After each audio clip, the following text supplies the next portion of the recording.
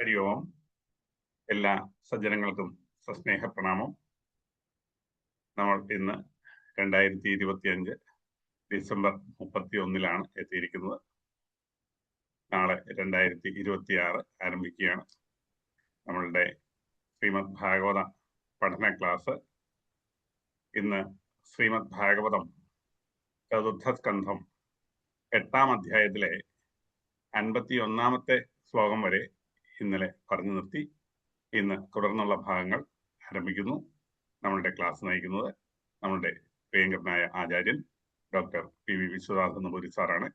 Class നയിക്കുന്നതിന് സാറിനെ സ്നേഹാദരപൂർവ്വം സ്വാഗതം ചെയ്യുന്നു. നമസ്തേ സാർ.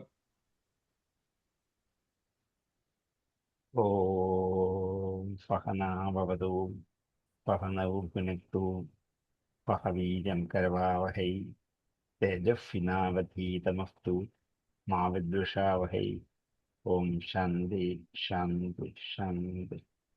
യം പ്രവ്രജന്തമനുപേതമപേതകൃത്യം ദ്വൈപായനോ വിരഹകാതരയാജുഹാവ പുത്രേതി തന്നയതയാതരവോഭിനേദുസ്തം സർവഭൂതഹൃദയം മുനിമാനതോസ്മി. സമാദരണീയരായ എല്ലാ പഠിതാക്കൾക്കും വിനീതമായ നാമം. ചതുർത്ഥസ്കന്ധം 8-ാം അധ്യായത്തിലെ 45 മുതൽ 51 വരെയുള്ള ശ്ലോകം ഒന്നിച്ച് അന്വയം പറയണം എന്നുള്ളതുകൊണ്ട് ഞാൻ ഇന്നലെ പറഞ്ഞില്ല. അതൊന്ന് പറഞ്ഞ് അതിൻ്റെ അർത്ഥമാണ് പറഞ്ഞത്.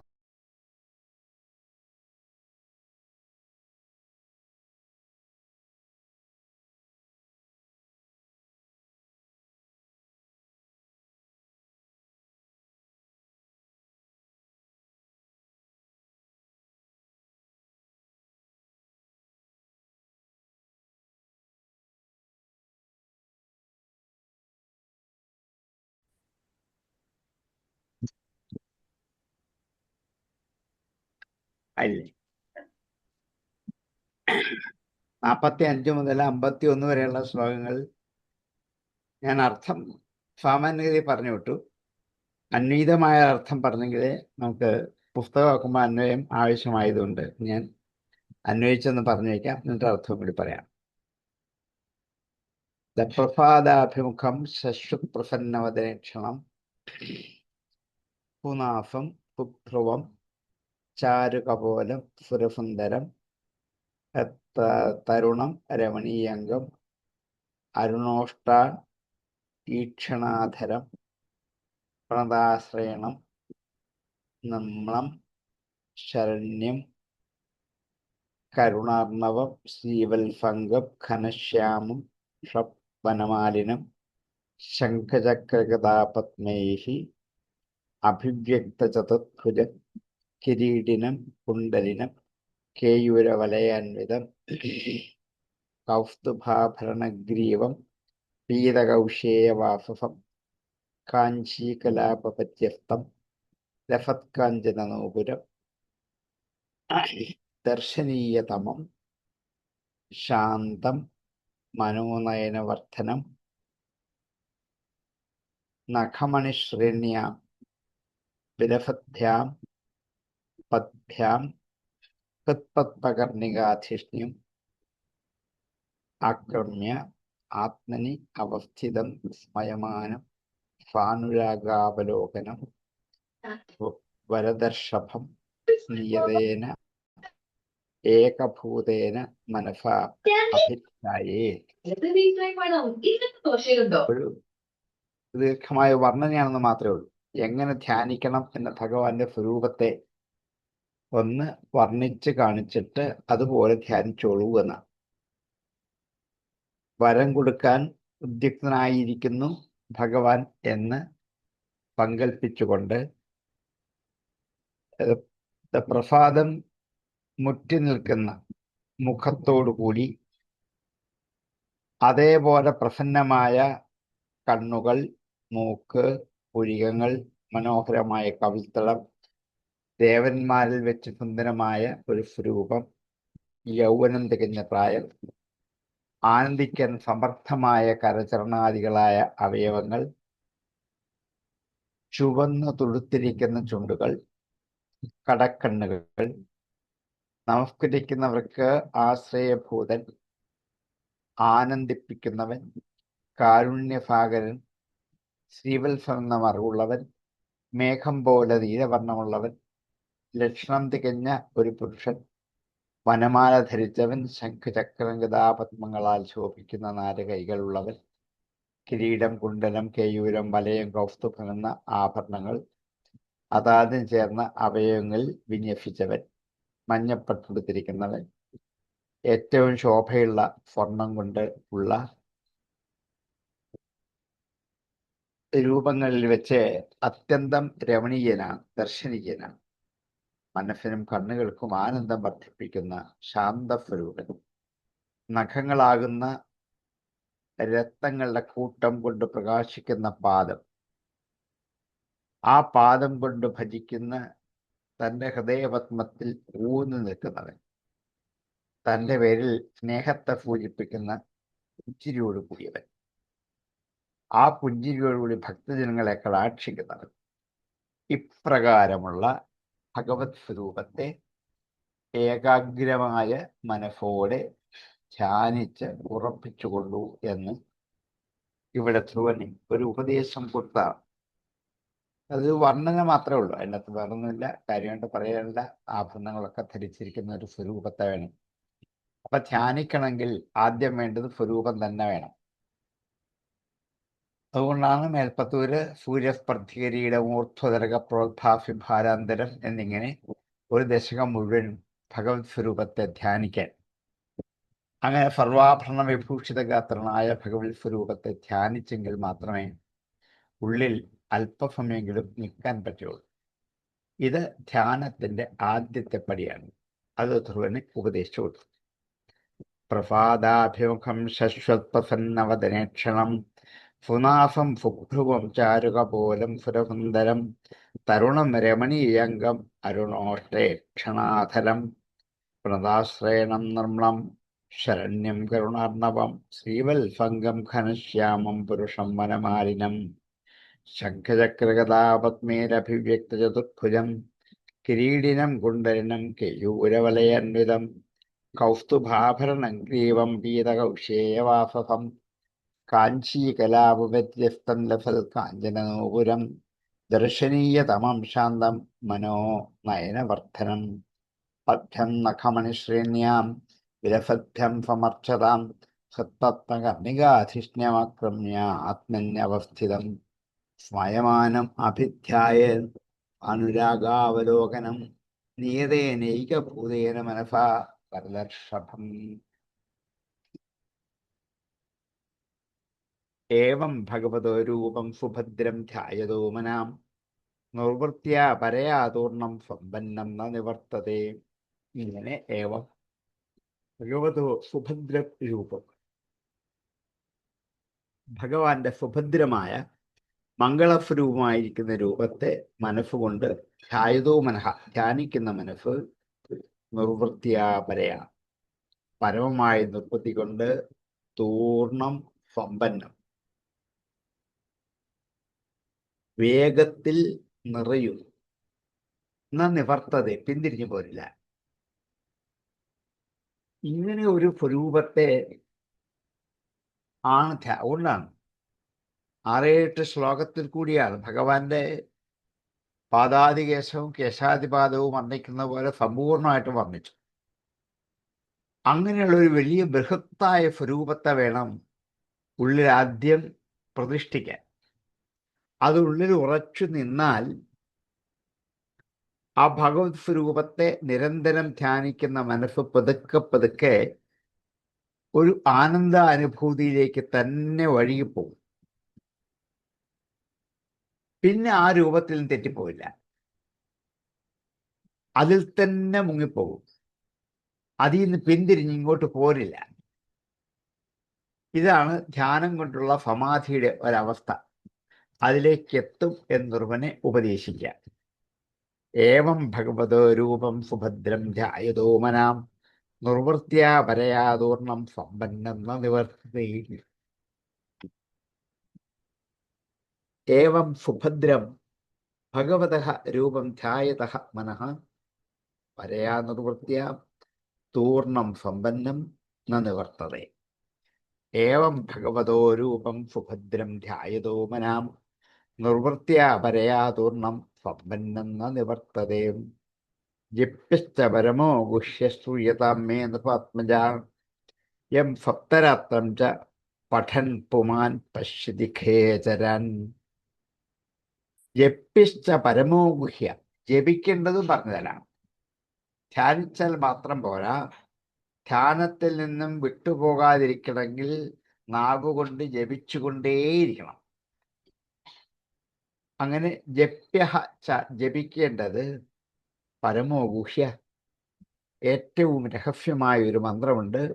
ശ്രൂയതാ മേ നൃപാത്മജ, അല്ലയോ രാജകുമാര, അത് ഞാൻ പറയാം, കേട്ടോളൂ.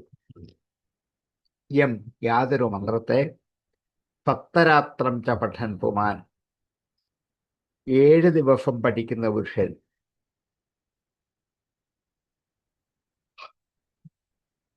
7 ദിവസം, സപ്തരാത്രം, സപ്താഹം പോലെ തന്നെ സപ്തരാത്രം എന്ന് പറഞ്ഞത് പഠിക്കാന്ന് വെച്ചാൽ വീണ്ടും വീണ്ടും ആവർത്തിച്ച് ചൊല്ലുക.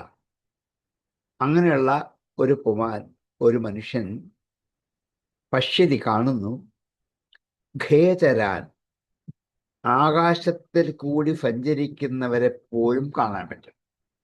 ആകാശസഞ്ചാരികളായ ദേവാദികളെപ്പോലും ദർശിക്കാൻ കഴിയും. അവരെ മനുഷ്യർക്ക് കാണാൻ സാധിക്കുന്നതല്ല.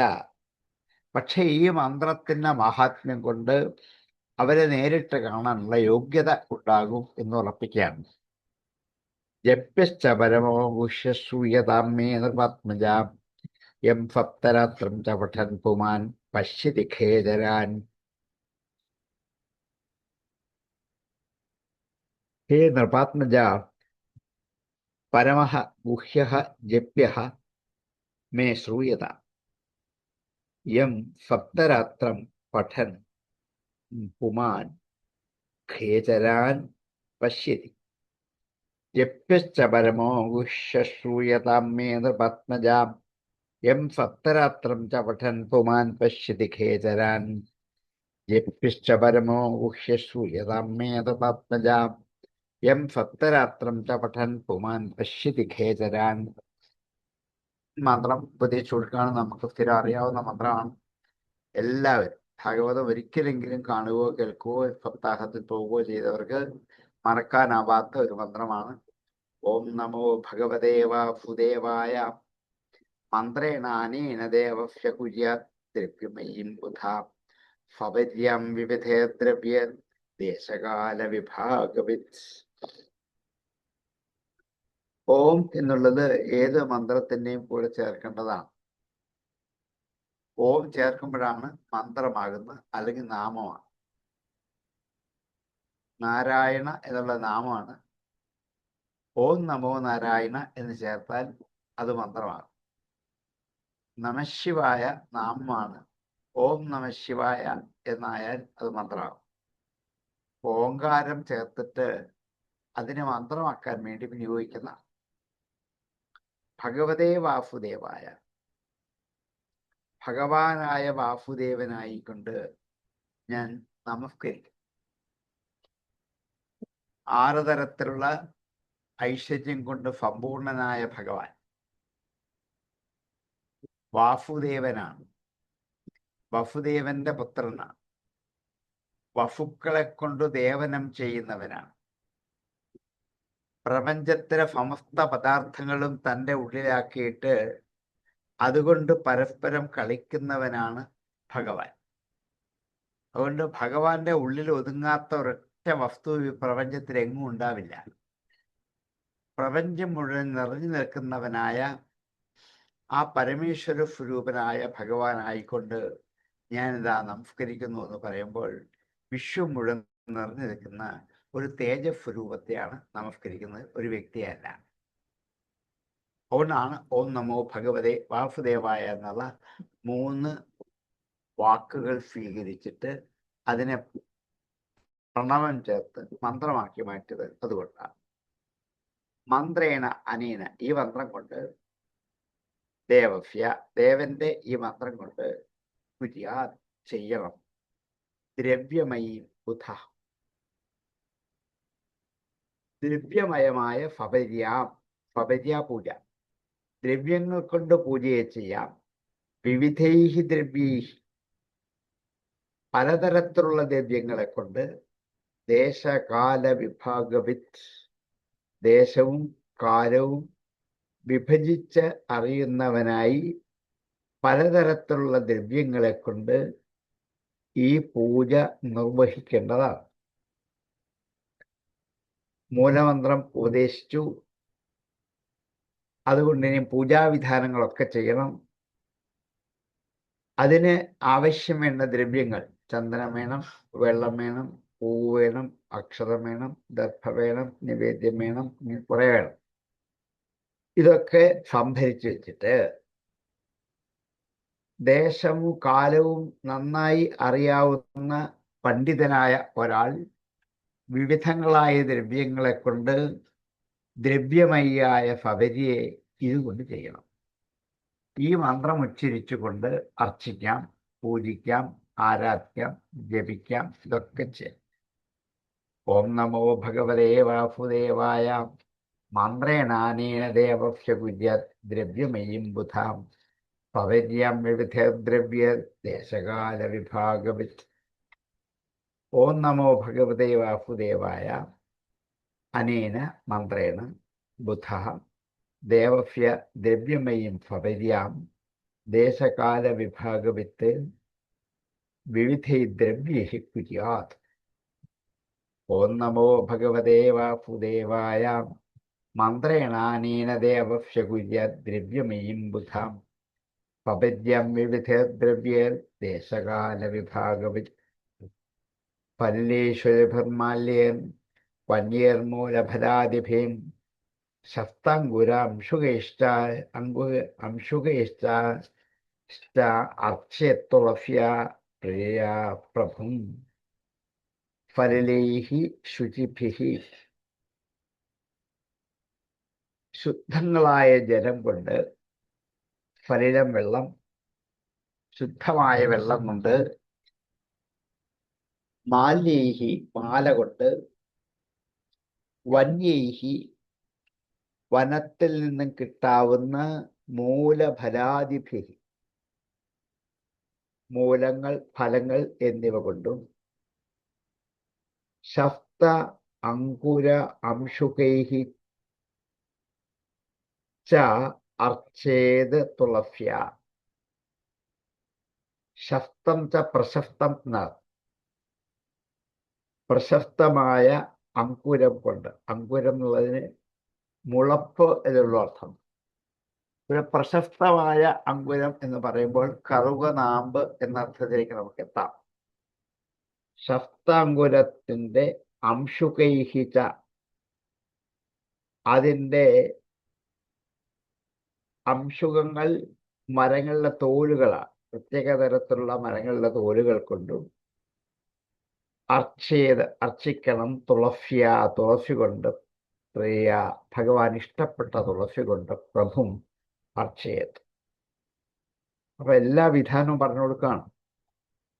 ധ്യാനിക്കണം, ജപിക്കണം, അർച്ചിക്കണം, ഇതെല്ലാം വേണം.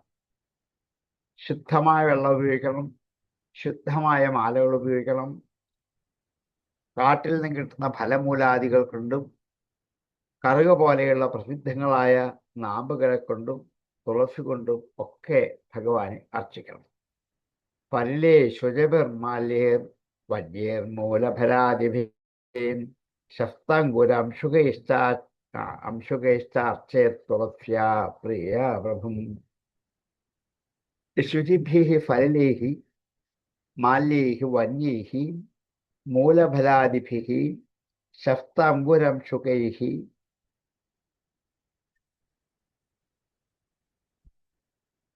പ്രിയ തുളസ്യാ പ്രഭും അർച്ചയത്. ഫലേഷ്വരഭിർമാല്യേർ വന്യേർ മൂലഫലാദിഭീം ശസ്താങ്കുരംശുകൈശ്ചാർച്ചേ തുളസ്യാ പ്രിയ പ്രഭും. പരിലേശ്വരിഭന്മാല്യേർവന്യേർമൂലഫലാദിഭീം സപ്താംഗുരംശുകേശ്ചാർച്ചേത്തോസ്യാ പ്രിയാ പ്രഭും ലബ്ധ്വാ ദ്രവ്യമയീയമർച്ചാം ക്ഷിത്യംബുവാദിഷു ച വാർച്ചയൻ ആഭൃതാത്മാ മുനിഃശാന്തോ യതവാങ്മിതവന്യഭുക്. ദ്രവ്യമയീം അർച്ചാം ലബ്ധ്വാ, ഇപ്പൊ പറഞ്ഞ വിധത്തിൽ ദ്രവ്യമയമായ അർച്ചകൾ സമ്പാദിച്ചതിന് ശേഷം, ലബ്ധ്വാ കിട്ടിയതിന് ശേഷം, സമ്പാദിച്ചതിന് ശേഷം, ക്ഷിതി അംബു ആദിഷു വാ അർച്ചയത്. ക്ഷിതി ഭൂമി, അമ്പു വെള്ളം. ഭൂമിയിലോ വെള്ളത്തിലോ ഭൂമിയിൽ പത്മമിട്ടോ അല്ലെങ്കിൽ ജലത്തിൽ സങ്കല്പിച്ചുകൊണ്ടോ ക്ഷിത്യ അമ്പുവാദിഷു, ആദികളിൽ അങ്ങനെയുള്ള എന്ത് വേണമെങ്കിലാവാം. സൂര്യനാവാം, ചന്ദ്രനാവാം, അഗ്നിയാവാം, ഇതൊക്കെ ആവാം. വാ അർച്ചയത്, ഇവിടൊക്കെ അർച്ചിക്കാം. ആഭൃതാത്മാമുനി, മനസ്സിനെ അടക്കി നിർത്തിയവനായ മുനി, ശാന്തരായിട്ട് വാക്കുകൾ അടക്കിക്കൊണ്ട്, മിത വന്യഭുക്, മിതമായും മനത്തിന് കിട്ടാവുന്ന ഫലമൂലാദികൾ മാത്രം ഭക്ഷിച്ചുകൊണ്ട് തപസ് മുമ്പോട്ട് കൊണ്ടുപോകണം. ഓരോ ഘട്ടങ്ങൾ പറയാം. ദ്രവ്യമയമായ അർച്ചന കഴിഞ്ഞാൽ ഭൂമിയിൽ പത്മം വിട്ട് വേണമെങ്കിൽ, വിളക്ക് വെച്ച് വേണമെങ്കിൽ, അതാണ് ക്ഷിതി എന്ന് സൂചിപ്പിച്ച കൊണ്ടാണ്. അമ്പു ആദി എന്നുള്ളത് കൊണ്ട് ജലം, അഗ്നി, ഇങ്ങനെ ആദിയായ പദാർത്ഥങ്ങളൊക്കെയും അർച്ചിക്കാം. മനസ്സിനെ അടക്കി നിർത്തിയിരിക്കുന്നവനായ ആ മുനി ശാന്തനായിട്ട് വാക്കുകളെ അടക്കി നിർത്തിക്കൊണ്ട് കാട്ടിൽ നിന്ന് കിട്ടുന്ന മിതമായ ഭക്ഷണം, അമിതമായിട്ടല്ല, ആദ്യം 1, 2, 3 ഒക്കെ നേരം കഴിക്കാം. പതുക്കെ പതുക്കെ അത് നേരം കുറച്ച് 2 ആക്കാം, 1 ആക്കാം, 2 ദിവസത്തിലൊരിക്കലാക്കാം, ആഴ്ചയിലൊരിക്കലാക്കാം, 2 ആഴ്ചയിലൊരിക്കലാക്കാം, ഇങ്ങനെ നീണ്ടുപോകാം. ലബ്ധ്വാ ദ്രവ്യമയീ യമർച്ചാം ക്ഷിത്യംബുവാദിഷു വാർച്ചയേൻ ആഭൃതാത്മാ മുനിഃശാന്തോ യതവാങ്മിതവന്യഭുക്. ലബ്ധ്വാ ദ്രവ്യമയീ യമർച്ചാം ക്ഷിത്യംബുവാദിഷു വാർച്ചാർച്ചയൻ ആഭൃതാത്മാ മുനിഃശാന്തോ യതവാങ്മിതവന്യഭുക്. ദ്രവ്യമയീം അർച്ചാം ലബ്ധ്വാ ക്ഷിത്യ അംബുവാദിഷു വാ അർച്ചയേത് ആഭൃതാത്മാ മുനിഃ ശാന്തഃ യതവാക് മിതവന്യഭുക്. ലബ്ധ്വാ ദ്രവ്യമയീമർച്ചം ക്ഷിത്യ അംബുവാദിഷു ചാർച്ചയൻ ആഭൃതാത്മാ മുനിഃശാന്തോ യതവാങ് മിതവന്യഭുക്. സ്വേച്ഛാവതാരചരിതൈരചിന്യമായയാം കരിഷ്യത്യുത്തമശ്ലോകസ്തധ്യായേത് ഹൃദയം ഗമം. സ്വേച്ഛാവതാരചരിതൈ, സ്വേച്ഛയാ അവതരിച്ച അവതാരചരിതങ്ങളെ കൊണ്ട്, മത്സ്യാദികളായ അവതാരങ്ങൾ സ്വന്തം ഇച്ഛയനുസരിച്ചാണ് എടുത്തത്. ആരുടെയും ഒരു നിർബന്ധ ബുദ്ധിക്ക് വഴങ്ങിയിട്ടല്ല. സ്വേച്ഛ അവതാരചരിതൈ, അചിന്ത്യനിജമായ, ചിന്തിക്കാനാവാത്ത തൻ്റെ മായയെ ആശ്രയിച്ച് കരിഷ്യതി ചെയ്യും, ഉത്തമശ്ലോക തധ്യായേത് ഹൃദയംഗമം. ഉത്തമശ്ലോകൻ, ഉത്തമമായ കീർത്തിയുള്ളവൻ. ശ്ലോകം കീർത്തിയാണ്. അങ്ങനെ കീർത്തിയോടുകൂടിയവനായ ഭഗവാൻ എല്ലാവരുടെയും ഹൃദയത്തിലെത്തി ഹൃദയത്തെ ആനന്ദിപ്പിക്കുന്നവനായ ഭഗവാൻ ഹൃദയംഗമനായി കരിഷ്യതി ചെയ്യും. തധ്യായ, അതിനെ വേണം ധ്യാനിക്കാൻ.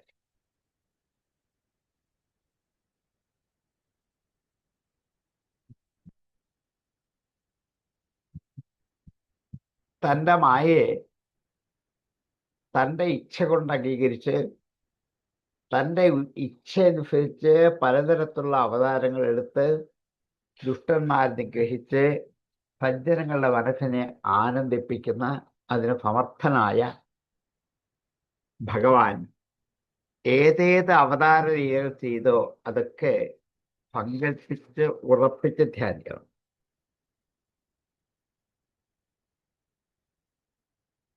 അങ്ങനെ ആയാൽ ഇനിമേലുള്ള തപശ്ചര്യകളിൽ പ്രധാനം ഈ ഒരു ചിന്തയാണ് എന്ന് കാര്യം വേണ്ടി കരിഷ്യതി ഈ വരാൻ പോകുന്നത് ഭാവിയിൽ ഏതൊക്കെ തപസ് വേണം എന്ന് പറഞ്ഞു കൊടുത്താണ്. സ്വേച്ഛാവതാരചരിതൈരചിന്യമായയാം കരിഷ്യത്യുത്തമ ശ്ലോകം തധ്യായേത് ഹൃദയം ഗമം. അചിന്യനിജമായ സ്വേച്ഛാവതാരചരിതൈ ഉത്തമശ്ലോകഃ ഭഗവാൻ ഹൃദയം ഗമം കരിഷ്യതി തധ്യായേത്. സ്വേച്ഛാവതാരചരിതൈരചിന്യനിജമായയാം കരിഷ്യത്യുത്തമശ്ലോകഃ തധ്യായേൻ ഹൃദയം ഗമം. സ്വേച്ഛാവതാരചരിതൈരചിന്യനിജമായയാം കരിഷ്യത്യുത്തമശ്ലോകഃ തധ്യായേത് ഹൃദയം ഗമം. പരിചര്യാ ഭഗവതോ യാവത്യപൂർവസേവിതാം താ മന്ദഹൃദയേനൈവ പ്രയുഞ്ജ്യാൻ മന്ത്രമൂർത്തേ. പരിചര്യ പരിചരണങ്ങൾ സേവകൾ ഭഗവന്തോ ഭഗവാന് യാവത്യഹ യാതൊക്കെയാണോ ഏതു പ്രകാരത്തിലൊക്കെ ഉള്ളതാണോ യാവത്യഹ പരിചര്യ യാവതികളായ പരിചര്യങ്ങൾ യാതൊരു തരത്തിലുള്ള പരിചാരങ്ങൾ പൂർവസേവിതാഹ നേരത്തെ ചെയ്തു പോന്നിരുന്നുവോ താഹ അവകൾ മന്ത്രഹൃദയേനൈവ ഈ മന്ത്രമായ ഹൃദയത്തോടു കൂടി പ്രയോഗിക്കണം മന്ത്രമൂർത്തയെ മന്ത്രമൂർത്തിക്ക് വേണ്ടി.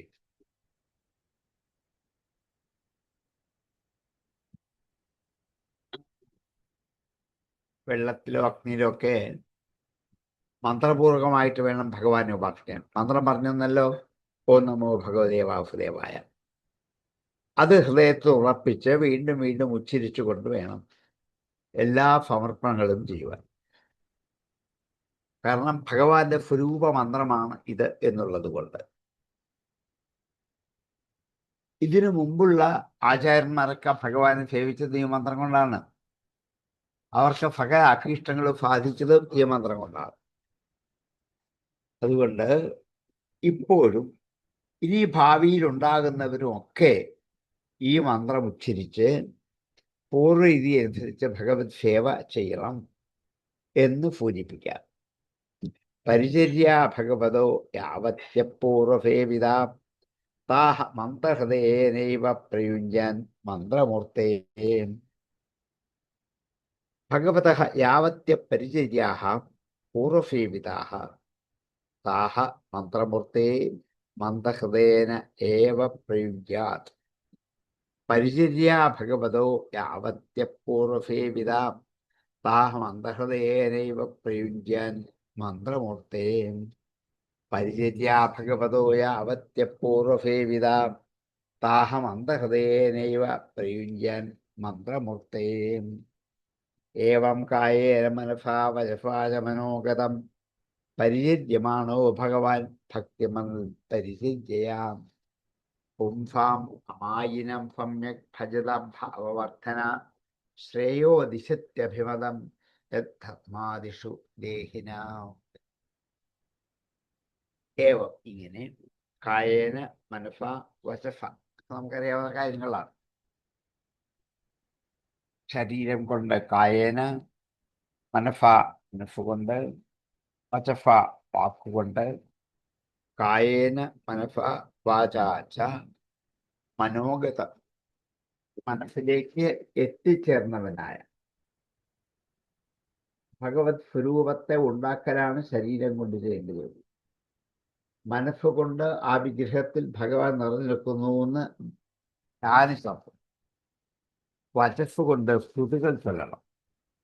ഈ 3 കായേന മനസാ വചസാച മനോഗതം ഉള്ളിൽ എത്തിച്ചേർന്നവനായ ഭഗവാനെ പരിചര്യമാണ് പരിചരിക്കപ്പെട്ടവനായ ഭഗവാൻ ഭക്തിമത് പരിചര്യ ഭക്തിപൂർവമായ പരിചര്യകളെ കൊണ്ട് പരിചരിക്കപ്പെട്ടവനായ ഭഗവാൻ മനസ്സുകൊണ്ടോ വാക്കുകൊണ്ടോ ശരീരം കൊണ്ടോ ഇങ്ങനെ മനോഗതത്തിലേക്ക് എത്തുക തന്നെ ചെയ്യും. മനസ്സിലേക്ക് എത്തിക്കാൻ സാധിക്കും ധ്യാനം കൊണ്ട്. ഏവം കായേന മനസാ വശാച മനോഗതം പരിചര്യമാണോ ഭഗവാൻ ഭക്തിമത് പരിചര്യാം പുംസാമമായിനം സമ്യക് ഭജതാം ഭാവവർദ്ധനാം ശ്രേയോദിശത്യഭിമതം യദ്ധർമാദിഷു ദേഹിനാം. പുംസാം അമായിനാം, മായ ഇല്ലാത്ത ബാധിക്കാത്ത പുംസാം പുരുഷർക്ക്, സമ്യക് ഭജതാം നന്നായിട്ട് ഭജിക്കുന്നവർക്ക്, ഭാവവർദ്ധന ഭക്തി വർദ്ധിക്കുന്നു, ശ്രേയോദിശതി അഭിമതം ഇഷ്ടപ്പെട്ട ശ്രേയസ്സും കിട്ടുന്നു, ഏത് ധർമാദിഷു ദേഹിന ദേഹികൾക്ക് ധർമാദികളിൽ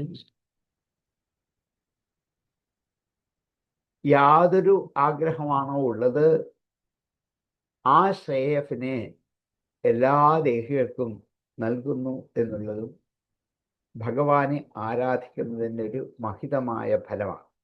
ഈ ഫലം നോക്കിയല്ല ആരാധിക്കേണ്ടത്. ആരാധിച്ച് കഴിയുമ്പോൾ ഫലം കിട്ടിയത് വരാം, കിട്ടിയില്ലത് വരാം. അതുകൊണ്ട് ഭഗവാനെ ധ്യാനിക്കുന്ന ഭാവനയ്ക്കൊരു ദൃഢതയുണ്ടാവും, ഉറപ്പുണ്ടാവും. അതാണ് ഭജനത്തിൻ്റെ പ്രധാനപ്പെട്ട ഒരു ഭാഗം. അതാണ് ഗുരു ഉപദേശിക്കും മന്ത്രങ്ങൾ, അത് അതിക്രമിക്കാതെ അതിൻ്റെ തത്വം ശരിക്കറിഞ്ഞിട്ട് ഓരോ പുരുഷന്മാരുടെയും അഭിലാഷത്തെ, അവരുടെ അഭിലാഷം ഭക്തിഭാവം മാത്രമാണ്, അതിനെ അഭിവൃദ്ധിപ്പെടുത്തുന്നവനായ ഭഗവാൻ ധർമാർത്ഥകാമങ്ങൾ എന്ന 3 പുരുഷാർത്ഥങ്ങൾ ഏതിനെ ആശ്രയിച്ചാലും അതിനെ ആഗ്രഹിച്ച് ഭജിക്കുന്നവർ ആരായാലും വേണ്ടില്ല. സ്ത്രീ പുരുഷന്മാരുടെ ഭേദം പോലുമില്ല, ബ്രാഹ്മണാദി വർണ്ണഭേദങ്ങളില്ല, ബ്രഹ്മചര്യാദികളായ ആശ്രമഭേദങ്ങളില്ല. ഇതൊന്നും പരിഗണിക്കാതെ അവർക്കതിനെ ഭഗവാൻ വേഗം നൽകും. ജലം, പുഷ്പം, ഗന്ധം, ധൂപം, ദീപം, നിവേദ്യം ഒക്കെയാണ് ഭഗവാന് ദിവസവും സമർപ്പിക്കാനുള്ളത്. ദേഹത്താൽ ചെയ്യപ്പെടുന്ന ഭജനയുണ്ട്, ഭഗവത് സ്വരൂപത്തെ ധ്യാനിക്കലുണ്ട്, മനസ്സുകൊണ്ട് ചിന്തിക്കലുണ്ട്, മന്ത്രം ജപിക്കുന്നുണ്ട്. ഇങ്ങനെ എല്ലാ തരത്തിലും ഭഗവത് സ്വരൂപമായിട്ട് മനസ്സ് മാറും. പുംസാമമായിനം സമ്യക് ഭജതാം ഭാവവർദ്ധനാം ശ്രേയോദിശത്യഭിമതം യദ്ധർമാദിഷു ദേഹിനാം. 2 ശ്ലോകം ഒന്നിച്ച് നമുക്ക് അന്വയം പറയാം. ഏവം കായേന മനസാ വചസാ മനോഗതം ഭക്തിമത് പരിചര്യമാണഃ ഭഗവാൻ അമായിനാം സമ്യക് ഭജതാം പുംസാം ഭാവവർദ്ധനഃ ധർമാദിഷു യത് അഭിമതം തത് ശ്രേയഃ ദേഹിനാം ദിശതി. ഏവം കായേന മനസാ വചസാ മനോഗതം പരിചര്യമാണോ ഭഗവാൻ ഭക്തിവർദ്ധയാ പുംസാമമായിനാം സമ്യക് ഭജതാം ഭാവവർദ്ധനാം ശ്രേയോദിശത്യഭിമതം യദ്ധർമാദിഷു ദേഹിനാം. ഏവം കായേന മനസാ വചസാ മനോഗതം പരിചര്യമാണോ ഭഗവാൻ ഭക്തിവർദ്ധയാ പുംസാമമായിനാം സമ്യക് ഭജതാം ഭാവവർദ്ധനാം ശ്രേയോദിശത്യഭിമതം യദ്ധർമാദിഷു ദേഹിനാം.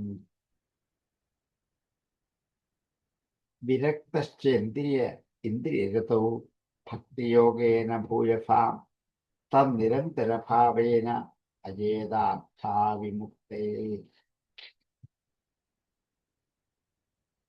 വിരക്തശ്ചേത്, വിരക്തനാണെങ്കിൽ ഇന്ദ്രിയ രതവും, ഇന്ദ്രിയങ്ങളുടെ രതിയിൽ, താല്പര്യത്തിൽ, ഭക്തിയോഗേന, ഭക്തിയോഗം കൊണ്ട്, ഭൂയസ, ഏറ്റവും അധികം അംഗീകരിച്ചിരിക്കുന്ന യോഗമാണ് ഭക്തിയോഗം. അതുകൊണ്ട് തം, ആ ഭഗവാൻ, നിരന്തരഭാവേന, ഇടയില്ലാത്ത ഭാവത്തിൽ, ഇട കൊടുത്താൽ വേറെ ചിന്ത വരും, അവൻ ഇട കൊടുക്കില്ല.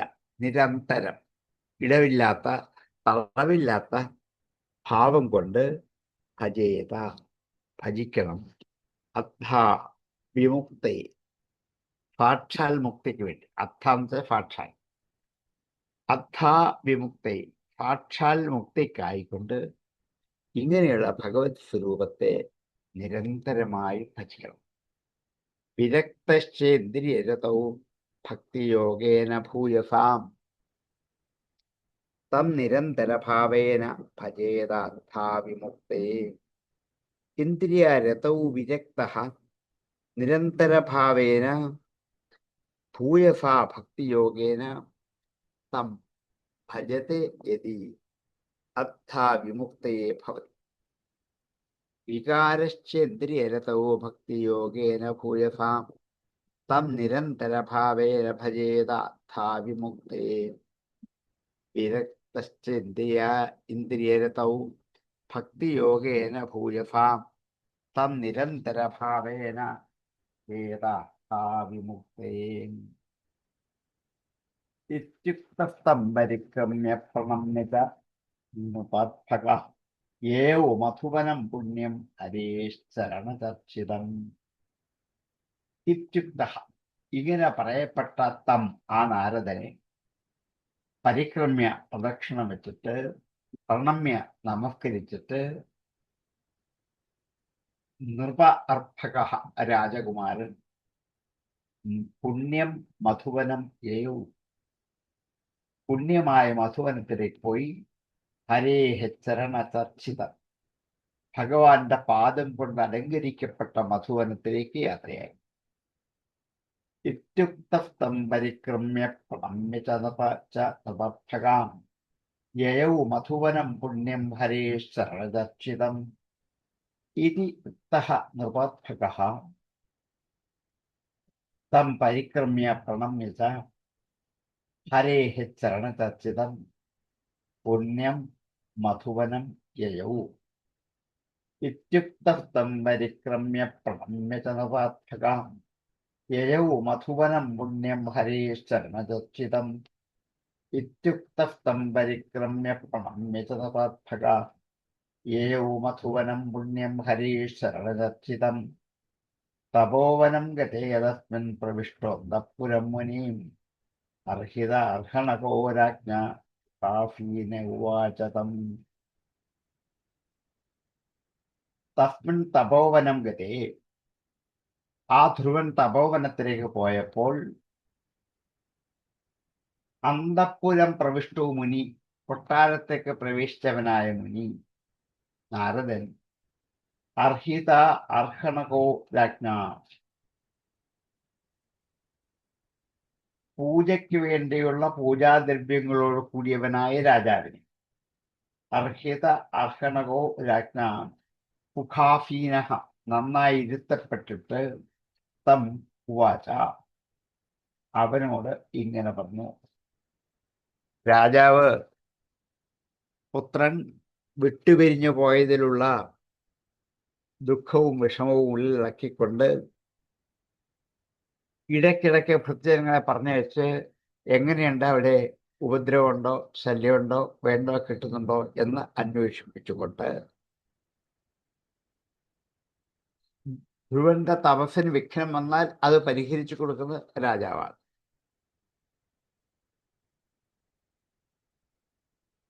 അതുകൊണ്ട് ഇനിയും അത് കൂടാതെ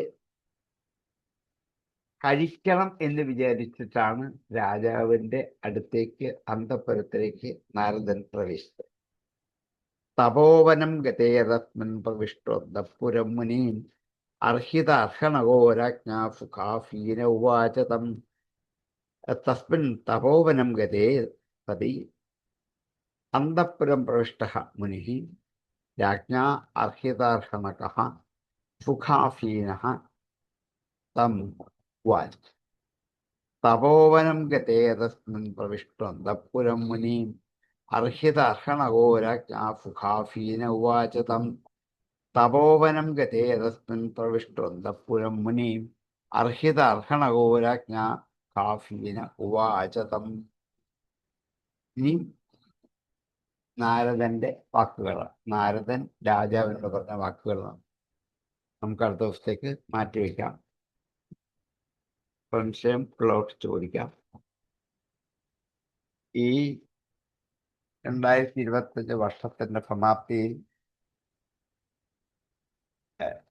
ഭഗവത് സ്വരൂപത്തെ ധ്യാനിച്ചുകൊണ്ട് തപസ്സിന്റെ ആദ്യത്തെ അംഗത്തിലേക്ക് കടക്കണം എന്ന ഒരു ആഹ്വാനം 2026 എല്ലാവർക്കും ലഭിക്കട്ടെ എന്ന് പ്രാർത്ഥിച്ചുകൊണ്ട് ഇന്ന് നമുക്ക് ഉപസംഹരിക്കാം. സംശയം ഉണ്ടെങ്കിൽ ചോദിക്കാം. ഓം പൂർണ്ണമദഃ പൂർണ്ണമിദം പൂർണ്ണാത് പൂർണ്ണമുദച്യതേ പൂർണ്ണസ്യ പൂർണ്ണമാദായ പൂർണ്ണമേവാവശിഷ്യതേ. ഓം ശാന്തി ശാന്തി ശാന്തി.